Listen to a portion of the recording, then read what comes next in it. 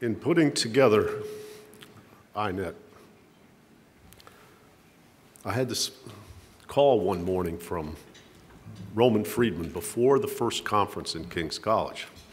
And he said, there's this really interesting guy in Germany, and he wants to talk to you about new economic thinking, and he wants to start to profile all kinds of people, and would you give Stiglitz and Akerlof a call to kick off the series? Would you do this? Would you do that? And I thought, Roman's an enthusiast. I have to figure out why a German guy wants to do new economic thinking. Well, you were right, Roman. I went, we had a talk, we did a number of interviews. Every time I came to Germany, actually even times I didn't, you called me and said, when are you coming to Germany? And he kept saying, Germany needs new economic thinking. And this man, on the quiet and in the small, and now in the pages of the Financial Times Deutschland, has been, I think, really breaking some barriers and some boundaries in this country. And Dennis Snorer, who you saw on one of the panels, gave a very vibrant and controversial interview to Thomas that was published, what, about 3 weeks ago?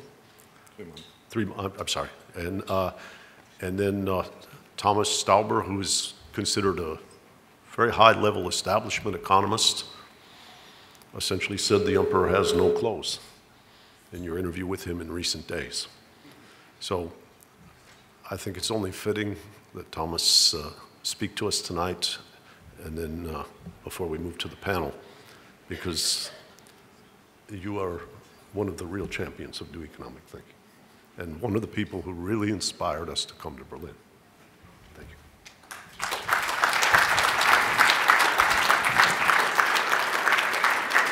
Thank you very much. Yes, we had a lot of talk together when thinking about doing this conference in Berlin and thinking about the fact how to bring new economic thinking to Germany, which seemed to have a lot of problems with new economic thinking. And if you look at what happened in the last 1-2 years, and you all follow the economic debates, the big debates on the crisis, I mean, there seemed to be a huge gap between what is considered in Germany and what is considered in the US, and sometimes it reminds me like a little bit like a note married couple in a slightly broken marriage, and they are sitting on the sofa, and then when one speaks up, the other one says, well, can't listen to what you hear, and don't want to listen what you say, and whatever. And it's extremely difficult to talk to each another, and so we very much thought about how to make the language comparable and compatible again, and so we spent a lot of time, we invited people, and now we're at the closing dinner, and it's first the possibility and the occasion to make a little resume, to look at what we have reached so far, and for me the last possibility to give you another view than you might have on Germany, just to bring about. If you look at what we had, I mean, we had the chief economist, not the chief, he wanted to be the chief economist, but Jörg Asmussen from the ECB. I mean, it was who started his speech and telling us that he will not say a word on new economic thinking, and that I don't know if he really reflected what he was saying. He was saying, if you remember, that economic thinking and central banking doesn't really go together.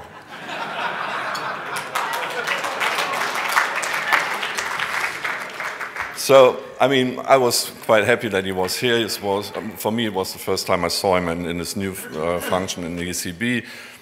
And, I mean, to be honest, and always when I listen to Rob, he tells me about how difficult it is in the US.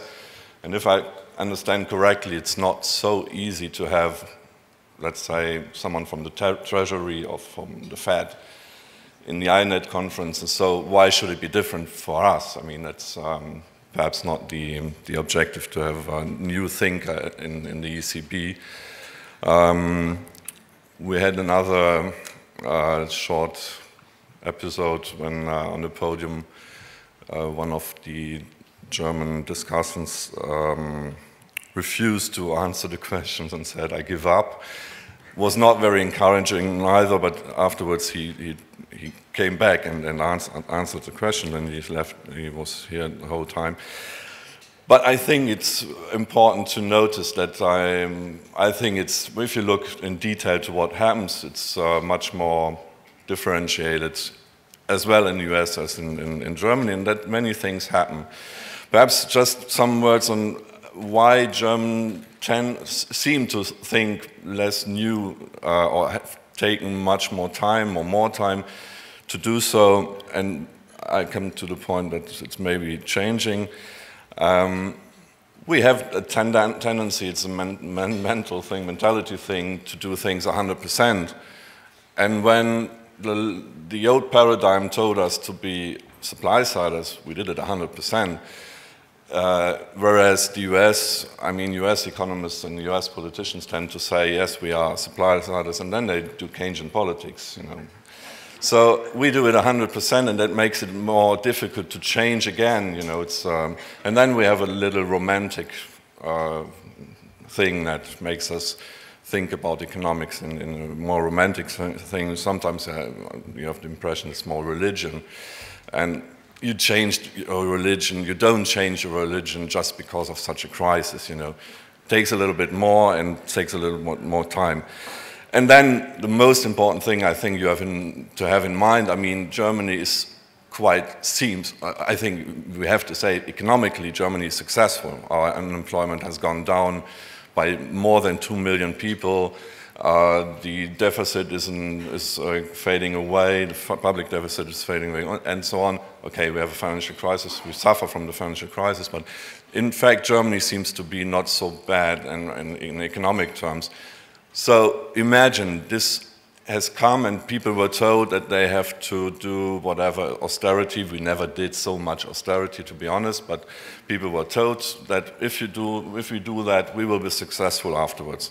Now, Germans did all that, did a lot of reforms and so on, and now we are successful, and now someone else comes and the same people, I mean, Americans were those who told us to do all these reforms 10 years ago, and now we did all these reforms, we're successful, and now the Americans come and say, well, it's always wrong. So it's difficult to make people understand that this is wrong again. And then it has been mentioned, I mean, we are a surplus country, and surplus countries, as Keynes already discovered a long time ago, tend to not understand that they are a problem. And he said that when the Americans were the problem at the end of the Second World War. So these are some reasons, and these are reasons who could change. And you mean, if you want, doing things 100% makes it much more difficult to change, but if we change, just wait what we are doing, you know. And the success we have, I hope this will rest, because it would be cynical to hope that we lose our success and then change our minds. But I think people realize more and more in Germany, and economists realize more and more that, yes, we have a certain internal national success, but I mean, we can't call it a real success if the whole world around us suffers, and especially our main trading partners. So this effect fades away, and I mean, people realize more and more than what Greeks suffer and other things isn't good for us, and our exports are very dependent on these countries. So this is something which is not forever a reason to not change thinking, and so it's we're perhaps not so far away from that.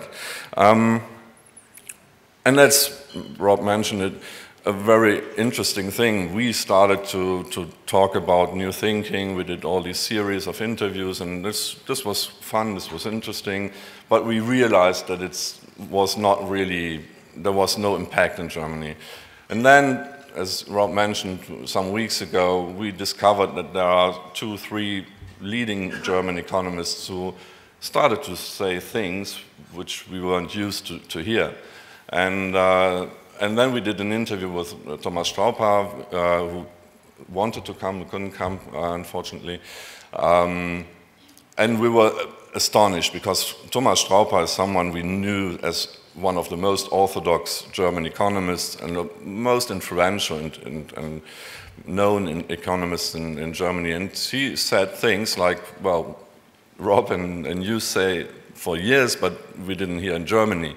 And this changed a lot, completely, because, I mean, there are a lot of people who are supposed to say different things in Germany, so it does not really make an impact. So, but Thomas Strauper, as one of the leading economists and an orthodox one, when he says, I'm changing my mind, and I was wrong, and he was very, very hard to himself. I mean, he says, I've been wrong for years and years, and now we have to do other different things. And he's very serious about that. And this made a huge wave we had a real big impact, because suddenly, I mean, TV journalists who always call Thomas Strauper when there's an economic problem in the world, they suddenly discovered that this man they trusted for all these years is changing his mind, and that makes a very different impact.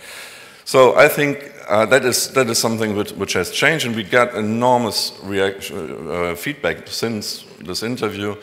Dennis Noah, I don't know if he's here, he started a long time before to change his mind, to think differently, to go into a different direction. He's been very explicit in an interview he gave us, saying that economics needs a revolution.